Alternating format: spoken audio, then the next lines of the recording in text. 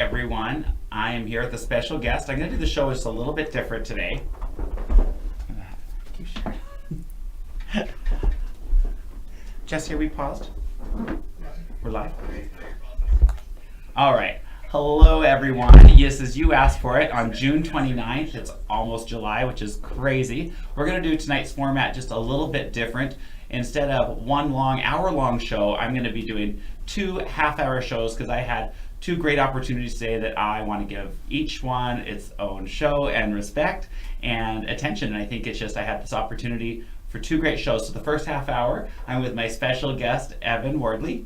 Thank you. Hello. Hi. And for the second show, starting just after 7:30, I will have Lane on here, one of the Pride board members, and we're going to do the Lethbridge Pride Fest Pride Awards tonight, live, and we're going to find out all those winners. So we're going to have our show with Evan, and then we're going to move on to that show. Just so you're aware and you're tuned into the right show, but you can watch both because they're both going to be great. Where? We got it. Okay, you're shared on the wall. Awesome. Okay.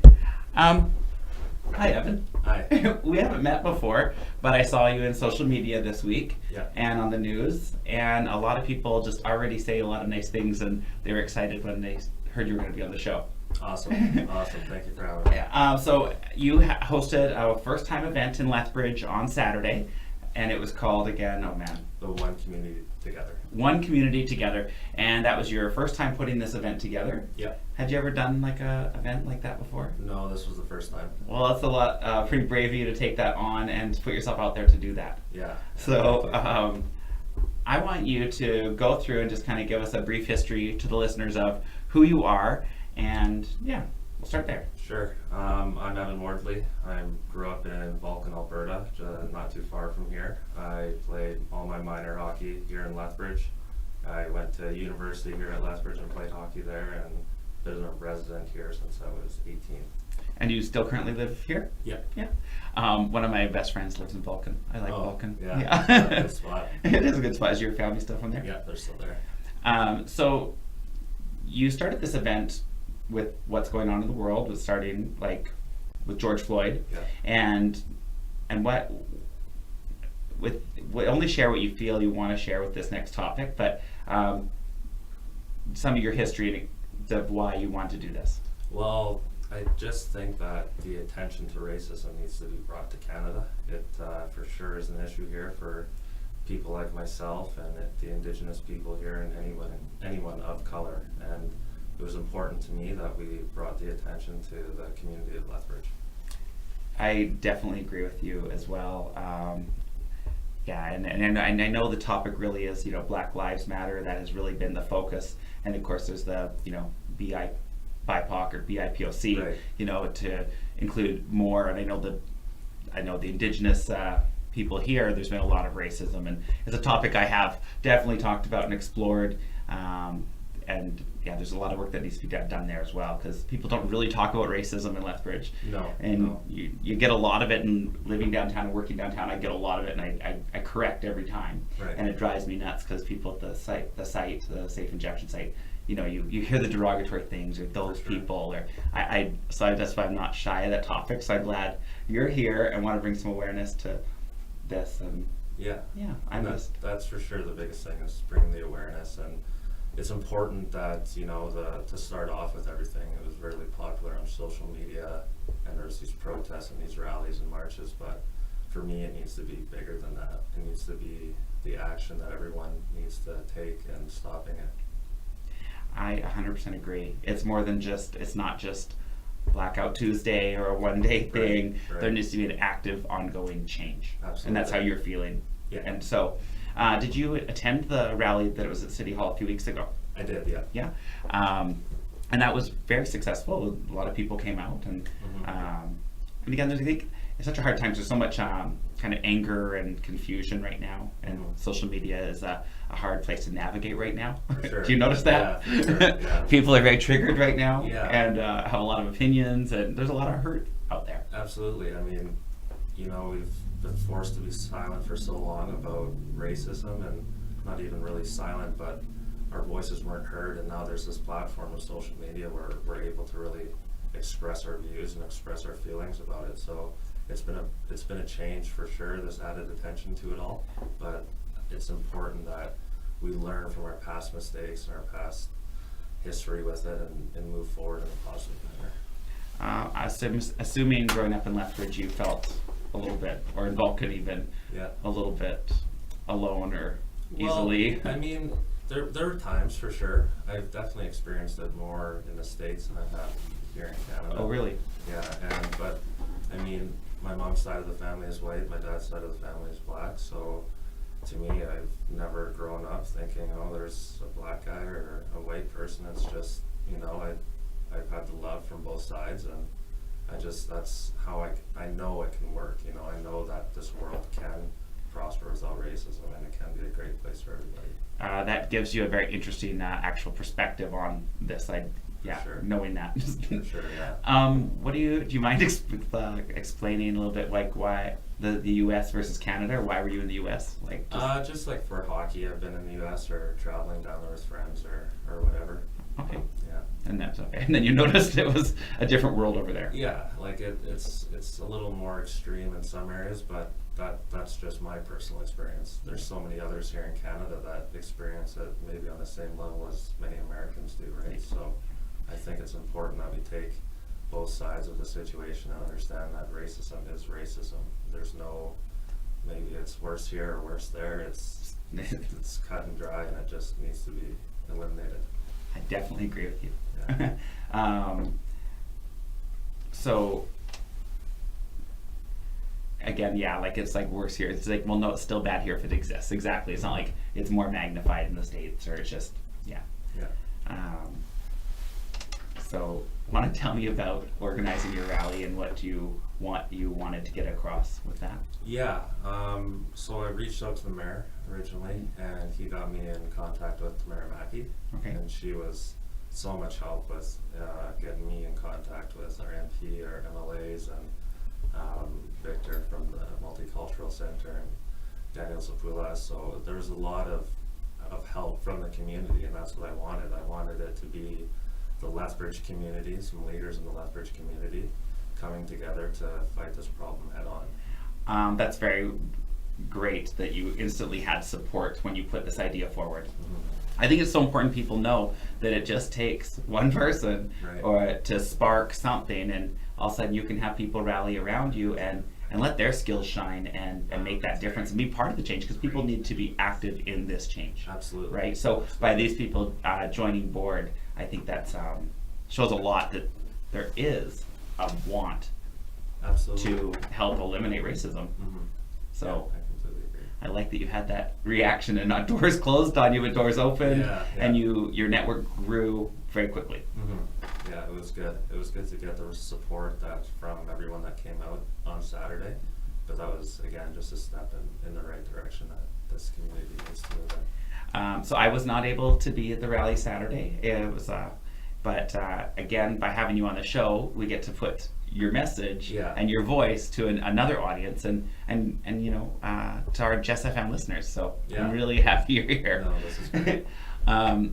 So what can you tell me about? Did you speak at this rally? Is this like? I did, yeah. There was a few speakers there, and I just wanted them to talk about the issue here in our community, and to really think about and make a plan going forward on how we can change this issue. Did Shannon Phillips speak? Shannon Phillips speak, yeah. We love Shannon Phillips on the show. She was great, yeah. She's really a powerful woman. Yeah. I look up to her, and she's on the show quite a bit. So, That's awesome. Yeah. We had Travis plaited hair. Sorry, I apologize, Travis, if you're Yeah. watching. Rachel Harder, Shannon, Nathan Udorf, and Victor Rutor, and Daniel Zapola, and myself. That's fabulous. That's great. Yeah. So again, you wanted this to be more of not like a. It is a protest. Yeah. It is a. But you're trying to. Seems like you have your own take on this. Yeah. So I'm trying to move past the rallies and the protests. I'm trying to. It's not about me. It is about, like, you know, me and other people who experience racism, but it's more than that. It's the community. It's about educating everyone in our community that it's not okay. It's about taking the right steps forward and how we make the right changes in our community. It's about how we teach our children, and so that their knowledge on it grows, so that by the time they have children, they already understand it and they can pass on that knowledge to their children who are also learning on the subject. That's exactly the way you got to do it, Yeah. right? It's got, because that is knowledge that's learned, and Absolutely. so Yeah. that's very important. So I don't know if you know much about me, but like me and some friends started Lethbridge Pride Fest 12 years ago, and being a man in the queer spectrum, you know, it's not racism, but it was homophobia and name calling, discrimination, right? Absolutely. And you know, we started that with 100 people at Pride 12 years ago, and then we grew it to like 8,000 last year. Oh wow. So that's great. you know, maybe you're starting the next that next wave, right? Yeah. Because you're not done after Saturday. No, I'm currently working with a charity right now to start my own foundation that supports education on racism and discrimination, as well as other community needs. I think it's important that if we're going to grow as a community, we have to also take care of the community. So not only will this eventually, my hopes are that there's a class taught. You know, we introduce it to the school district from kindergarten to grade 12, and it's, you know, it's at a young age. I believe that you need to learn about it. It's going to be uncomfortable. You're going to have to ask hard questions, but that's what needs to happen to make the right change. Are you going to focus specifically on Black lives, or are you talking racism in Just racism in general? Yeah, And like I said before, no matter what it is, it's still racism. So just racism in general. okay, I love that. Yeah. Yeah, it's always about finding those like for me, it's like I can't help but stick up for marginalized communities. Right. And you know, it's just in you, right? Like, Mhm. and if you've experienced it, I think it's more in you, because you're not going to put up with it if you see it, you know? No, exactly. And so, so what are some actions people can take in their daily life to not just, you know, say they support Black Lives Matter or they're not racist, or Yeah. what are some actions? Because I think a lot of people actually, I've noticed, are really questioning their own level of racism. Absolutely. And that's an uncomfortable conversation and realization with yourself, and challenging those thoughts that even come in our own heads of Yeah. discrimination, right? Well, I'd start with like so many people would, you know, ask me if they could touch my hair or touch my sister's hair, and it would be like, well, how would you feel if a random person walked up to you and was like, hey, can I touch your hair or something? You know, it's just like uncomfortable, right? It's So, very uncomfortable. It's really uncomfortable, and like that's just, you're already like, or where you're from, you know, like you get that all the time. Like, where are you from? Well, I'm Canadian. I was born in Calgary. I grew up 45 minutes away from here. You know, like those are the things that they're not as bad as some, you know, levels of racism, but it's still something that you shouldn't look at someone of different color or of how they dress or how they look and just automatically assume you know them, or you know. That's a very, we're just meeting each other for the first time. I'm a hairstylist. Okay. I've been hairstyling for 24 years. I don't know. So I've definitely seen that awkward moment. Yeah. And I think that is something that a lot of people, if they're not thinking, and I think it'd be less common now, Mm-hmm. but there's still that people would do that. And Yeah, like, right. but I bet growing up it was magnified. Yeah. Because And then it makes you feel weird, and like as a child, it's like, well, why do you want to touch my hair? why am I? Yeah, it's like you question why you're different. Like it's just, you shouldn't have to deal with that. There's many levels of consent that are wrong with that whole scenario. Yeah. And I love that you brought that one to attention, because I find that an extremely disturbing one. I always have. Yeah. So for sure. don't ask to touch other textures of hair that don't belong to you. Yeah, absolutely. You know, it's Like just that. And another thing, like educating yourself on it. Mhm. You know, there are books out there. You can go on the internet now, and I'm sure you can learn about the history of it. And I think it's really important that you sit down with your children and you talk with them about it too. Yeah.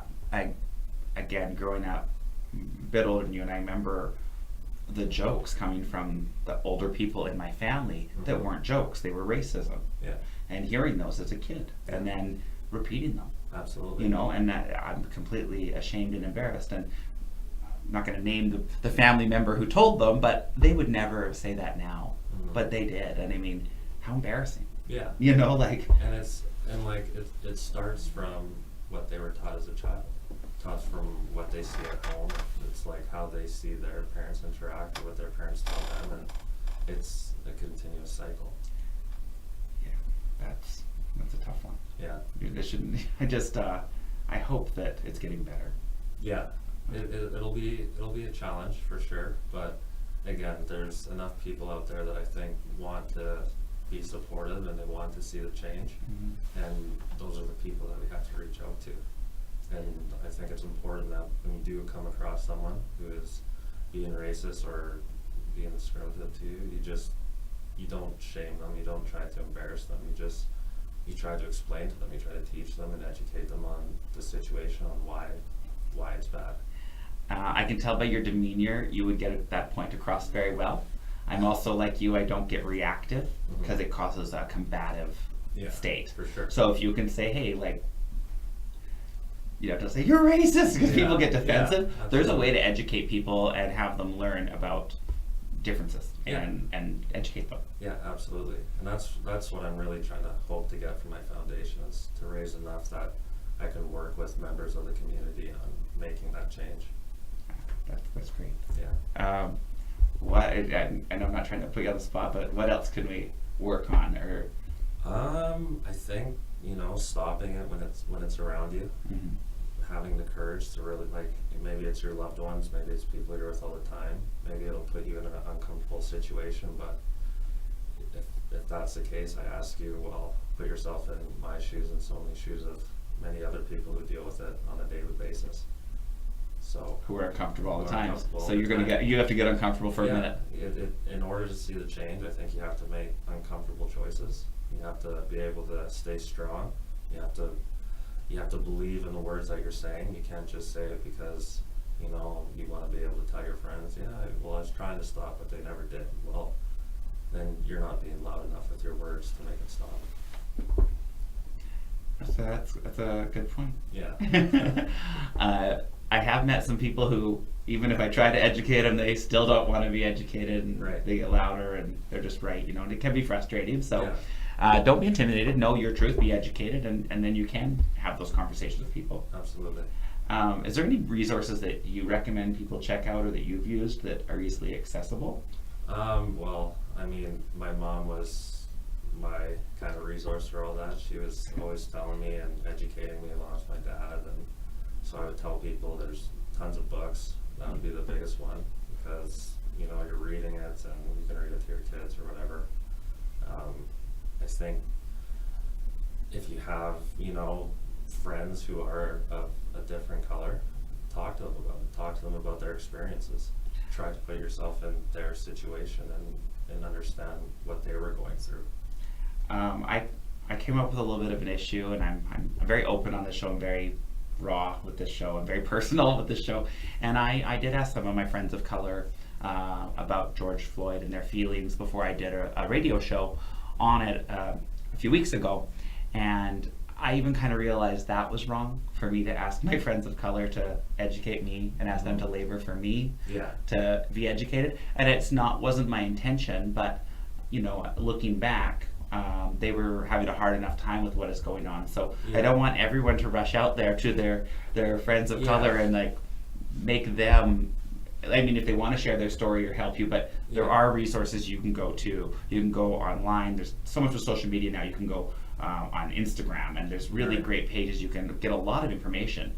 And so it's just, I was kind of pointed out to me to maybe not ask all my friends of color for right now in this time to, help me get up to speed. Yeah. Like, does that make sense to you? No, that does. We don't want to be like a Google or like, just start talking about it. But, with my friends, like, they know when the situations have happened, and they know how it made me feel, and they've all been so supportive of me, and same as my family. So they understand that. So I think when you kind of get a grasp of, how it makes other people feel, then you can be loud with your words and stop it. It's always bringing that humanity to it, that personal to it. Like if you're just not, so you just gotta have them feel what that might feel like. Absolutely. Which also can be hard. Mm-hmm. Do you have a Facebook page, an Instagram? Is there a way that people can connect with you, could get you some more followers tonight so you can get your word out there, help you raise this money. Yeah, I have Instagram and Facebook. And so, what you can say them on air here? Evan Wardley is my name. Oh, is that you don't have like your foundation name yet? No, I don't have, but that's still in the works. Okay. Yeah, so when that gets up there, I'll post that to my Instagram page too. Okay. And then people can follow that. So do you mind if people follow you on Facebook or? No, okay. not at all. Yeah. So it's Evan Wardley. You can find him on Facebook. There will be a page on Facebook for your group eventually. Yeah. And then probably its own Instagram page as well. For sure. I think that'd be, it's just, I love doing that stuff. Yeah. I love linking up the information and passing it out. And Great. So are you doing fundraising currently? Not yet. As soon as I can get it up and running, then I'll start doing fundraising for it. And when did you come up with this idea, and compared to the event was on Saturday? I think it was all kind of within the last 2 weeks. So with everything that happened, I just kind of felt like I wanted to make a change in this community too, not just for me, but for so many other people. So that was when I got the idea to get the rally together, and then I had said in one of my previous Instagram posts that it's going to take action. So it's one thing to get a rally and a protest and to put it online, but what is your action? So I had to make sure that if I'm going to ask people to make action, I had to be making action myself. That is fabulous. Yeah. That's really fantastic. And you're right. It's like, okay, well, you get a lot of people who want to say things, but then they don't do the action, right? You'll find you get a lot of supporters, and you'll get some other people who don't think you're doing it right or not doing enough. Yeah. But I think you're off to a great start. Oh, thank you. I would just be there to get your social media going. Yeah. Right on. So when you do get that information, I'll help get the word out there. That'd be great. To get those pages bumping. Awesome. That'd be great. So now, here's like a weird one. Okay. You did this the last weekend in June. Right. Now, are you set in stone when you're going to do it next year? I haven't even thought about that yet, to be honest. Well, this is a warning there, not warning, but that's our Pride Day. Yeah. Yesterday would have been our Pride Right. Parade. Yeah, yeah. So because of COVID, we didn't get to have our Pride. So we would have had our Pride, our party in the park, and then our Pride dance yesterday. Okay. Or on Saturday. On Saturday. Yeah. Right. It's also dragon boats. Oh, wow. So you were lucky that you got to have some. You didn't have quite the competition this year. Seriously. So, but also like, it's I think it was also, was it Aboriginal Day On the Friday. on the Friday? So it's a lot in this spot, but it's also I don't know exactly the name of that. So, Multicultural Day. Multicultural Day Yeah, on Saturday. on Saturday. So Yeah. it's a lot. Yeah. I think June's a great time though, because it's a time about love and coming together, and obviously what has happened. I think June will be remembered because what's happened is happening currently with the movement of Black Lives Matter and with George Floyd and Breonna Taylor and everything that is happening. I think that we'll probably see more annual things in June for that. Yeah, and that's good. It's important that we do that, but again, it needs to be way more than that, right? It's good to recognize it, but I think our main focus this time around really has to be how we can eliminate it for good. Yeah. And it's going to be a process. It's going to not happen overnight by any means. It's going to take some time and a lot of good people. So hopefully, everyone listening, you're going to be on the right side of all this and supporting us. I think our listeners are. I have not got to go and read the comments, but I bet there's a lot of support out there already on our feed. Yeah. And you're right, it's even for our Pride Fest, when we started 12 years ago, it was about putting on a pride. Mhm. But then that wasn't enough, and we made who we encompassed a bigger Right. picture, because it's Right. about coming together. Obviously, if you're under the Pride spectrum, you're probably not going to be as discriminatory as maybe someone else, because Yeah. you know what it's like to be discriminated. So the umbrella, so do you know the Pride flag? It's a rainbow flag. Right. So there's a new flag. Well, that's pretty new, and it's the progressive flag. Okay. So now it has the rainbow, but then it has white, pink, blue for the trans community, Oh, okay. and then a black line for people of color and black. Awesome. Black lives, and then the rainbow. And Awesome. so if you're on Third Ave, you'll see we have that progressive flag flying this year for Pride Fest. It's Okay. it's down by the car dealership, and it's at the Pizza 73. Yeah. So if you stop long, you're like, that's it. That's Just again, progression, like, getting that yeah. more inclusive, For right? sure. So, but yeah, it's not just a once a year event. We knew it had to be throughout the year and having that presence throughout the year. So having events throughout the year, but just having those actions for what you're talking about every day. Yeah, absolutely. That's the big thing. Oh man, there's so much good information out there. We got to get your Instagram going so you can share this message and get people into doing actions to make this better. For sure, yeah. That'd be great. Is there anything else that you would like to say? No. Tonight? I think it was great that you're taking some initiative here to have me here and to tell my story. It's a great thing that we have your support. Yeah. So thank you. Yeah, well, thank you for coming on, and I'd like to delve more into your story, but I know you want to focus not on your trauma or your Right. experience. You want to be more progressive on making that change, and Yeah. and that's such a healthy place to be, really, Thank because you want to live always in that, Yeah. You want to just make it better. Yeah. Just how we as a community of Lethbridge can be better. Wow, that is a great message. Oh, thanks. So what we're gonna have to do is we're gonna have to do a follow-up episode. Yeah. Okay? Sure. We're gonna have to have you on here as you get them things rolling, and you can tell some stories and experiences of what you've seen change and Yeah. changing people. And I think we're already seeing people change. Mhm. And I'm sure people at your rally, that will spread. That Yeah. message will spread, and they'll take that home in their lives. Hopefully, people watching, you see racism, you know what to do. Yeah. Last really awkward one, I had to talk about it on my show because I saw some older, not always older, but some people on Facebook who weren't really understanding, and they would put things like on about like all lives matter, and I was like, you need to stop. Yeah. So I did a little special message on the show to Okay. say, please stop that. Please stop. Please stop Yeah. saying that, Yeah. because I know you're not all bad people, you're not trying to not understand it, but it does come across the wrong way. And Absolutely. so just Yeah. educate yourself on why these things, and yeah, Okay. I love it. Well, thank you, Evan, for being on the show tonight, and we're going to sign off, and then we're going to get ready for the Lethbridge Pride Fest Awards. Awesome. Okay. Thanks for having Thank me. you. Yeah.